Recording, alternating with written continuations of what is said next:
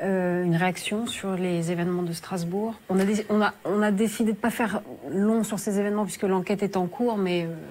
Oui, évidemment, l'enquête est en cours, mais on en sait déjà beaucoup. Voilà, on sait qu'il s'agit là d'un hybride, le même style que beaucoup d'autres avant lui qui ont commis des attentats terroristes, c'est-à-dire moitié délinquants de droit commun, moitié fondamentalistes islamistes, nés sur le territoire national, comme un certain nombre d'autres également, et fichier S.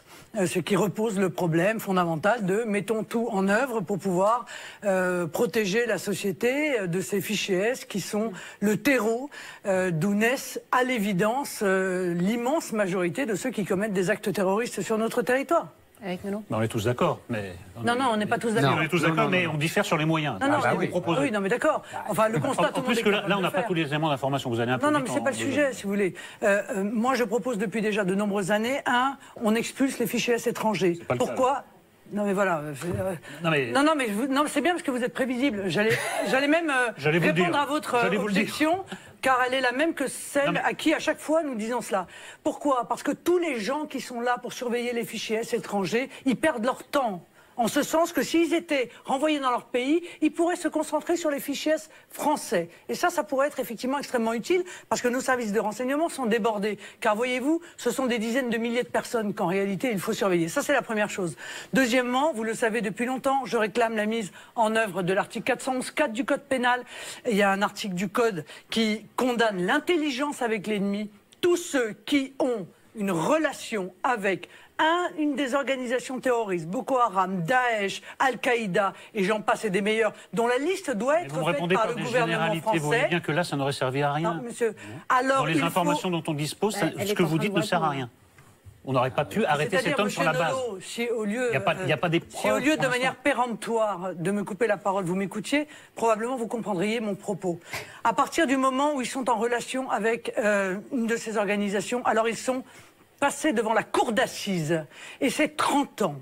30 ans, vous voyez? Donc ces gens-là, plutôt d'être dans la rue et de fomenter leurs futurs attentats, ils seront en prison à purger leur peine. Alors oui, évidemment, c'est très efficace, voyez-vous, car ça protège la société de ces actes terroristes. Donc non, je crois que, au contraire, les propositions que je fais sont les seules qui sont utiles, ce sont les seules qui sont susceptibles de faire baisser la menace terroriste. Et je vais vous dire une chose, ils y viendront. Parce qu'à chaque fois, on a eu la même chose. Que ce soit en matière économique, que ce soit en matière sociale, que ce soit en matière de sécurité, à chaque fois, on nous a moqués, à chaque fois, on nous a dit c'est pas possible. Et puis, à un moment donné, confronté au mur de la réalité, on nous dit pour finir, on va appliquer vos solutions. J'attends que vous ayez fini de parler. Je ne veux pas vous interrompre à nouveau. Vous avez l'air un peu susceptible aujourd'hui. Je vais essayer de...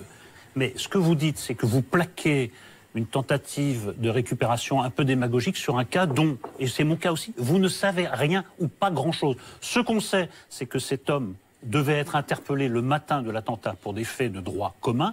Vous ne pouvez pas m'affirmer que, par exemple, il n'a pas tiré dans la foule parce qu'il voulait créer le chaos et échapper à la police. On ne sait pas. Mais vous arrivez avec une grille de lecture toute faite et quel que soit le cas, vous l'appliquez. Moi, je trouve ça... Non, mais c'est pas responsable. Pardonnez-moi. Je vous dise, quand un fruit tombe d'un pommier, en règle générale, c'est une pomme.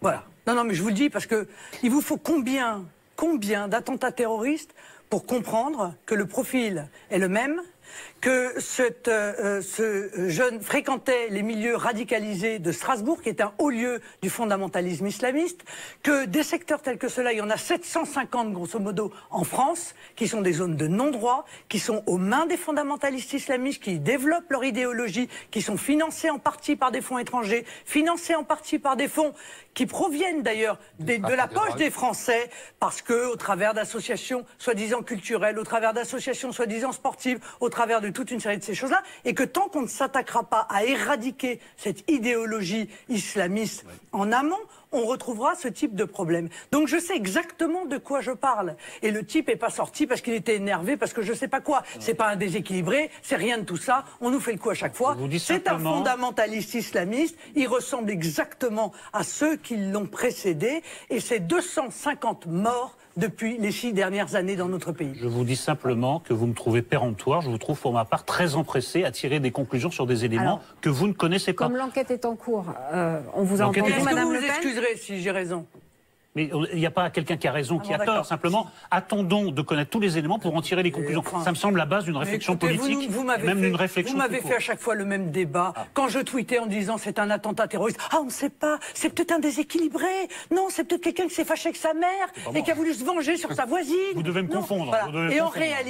en réalité, c'est à chaque fois un fondamentaliste islamiste, fiché S pour radicalisation. Rien que ça devrait vous interpeller quand même. Je n'ai pas fait des tweets dans ce genre, vous me devez me confondre avec quelqu'un d'autre. Non, vous en avez fait d'autres, mais on en reparlera dans le cours du débat. Monsieur Valls claironne à qui veut l'entendre que de toute façon il y aura d'autres victimes. C'est du jamais vu.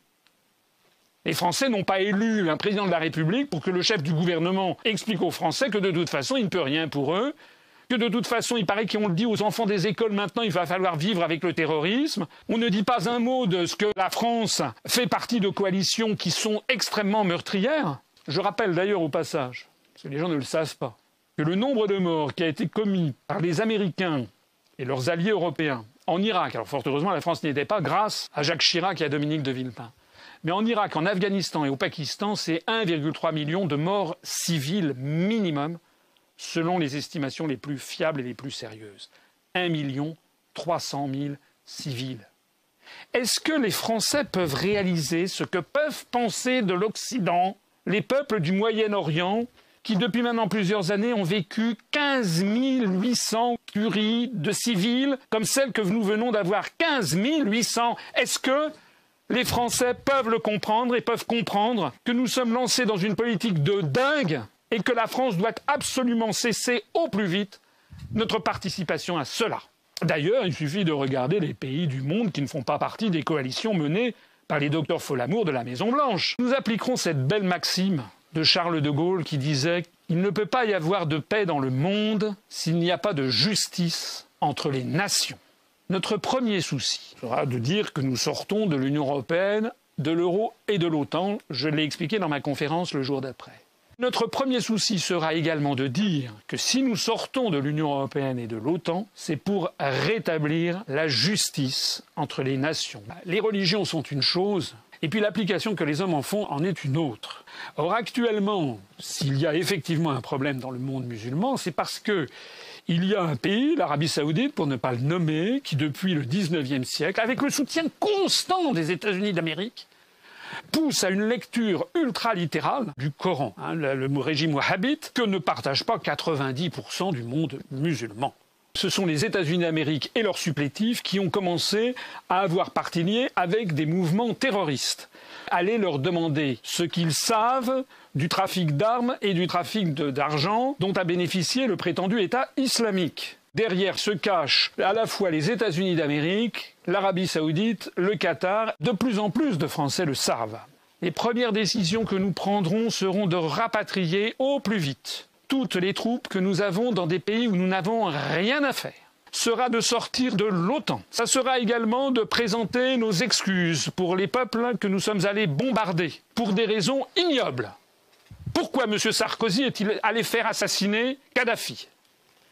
Est-ce que le régime saoudien, est-ce que le régime du Qatar, est-ce que le régime du Bahreïn, qui sont des régimes qui sont tenus à bout de bras par l'Occident et avec lesquels d'ailleurs M. Sarkozy ou M. Hollande font leurs affaires quotidiennement, est-ce que ces régimes sont plus démocratiques que celui de Kadhafi? La réponse est non. Il faudra que ceux qui ont déclenché des guerres, qui ont fait des millions de morts, rendent compte à la justice. Si l'on veut que la violence cesse en France, il faut que la France soit aimée et respectée par son propre peuple, c'est-à-dire il faut que la classe politique, qui est une espèce de mafia tenue par l'oligarchie, dégage, et que ce soit désormais des Français venus de l'ensemble du peuple qui reprennent les manettes et qui réimposent une démocratie et un avenir à notre pays. Mais je peux vous dire qu'à partir de ce moment-là, où dans le monde entier on saura que la France s'est dégagée de l'étreinte mortifère venue de Washington, où le monde entier aura vu que la France, de nouveau, est le porte-parole de la liberté des peuples et des nations, qu'elle ne participe plus à aucune guerre d'agression, eh bien je peux vous assurer qu'à partir de ce moment-là, les attentats s'effondreront en France. Nous nous opposons totalement à ce discours vénéneux qui prolifère au Front National, chez les Républicains, au centre, à gauche et un peu partout maintenant, qui voudrait que la France soit au bord de la guerre civile. Qu'est-ce que c'est que cette histoire? Il n'y aura pas de guerre civile si nous arrivons au pouvoir. Nous sommes là pour que tous les Français se reconnaissent en un seul et même peuple, comme le fameux 14 juillet 1790, la fête de la Fédération. Si vous ne voulez pas suivre tous ceux qui, en fait, non seulement ne vous protègent pas, mais sont en train de vous dire que finalement, il n'y a pas d'autre solution que d'aller vers la guerre, eh bien, dites-leur non et rejoignez l'UPR immédiatement.